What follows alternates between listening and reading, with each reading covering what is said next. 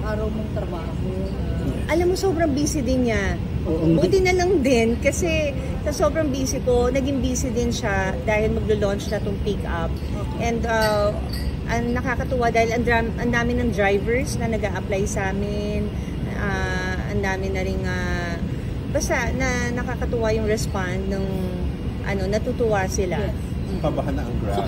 Kabahan na ang Grab. So kailan na lang ang mga time nyo together na walang work, walang in a week, meron ba? May date Meron din naman. So, kunwari, pag natapos ako maaga, puntahan ko siya sa office, magdi-dinner kami, mga ganon.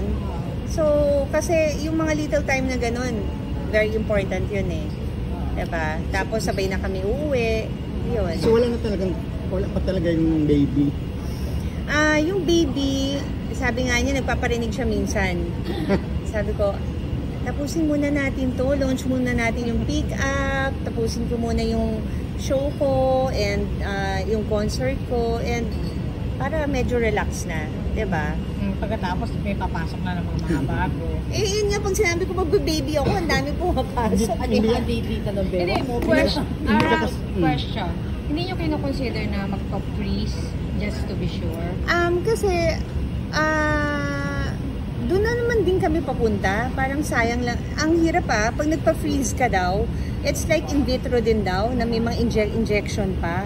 So parang ayoko nang maranasan yun dahil marami pa daw akong follicles. So nagpa-check up naman ako.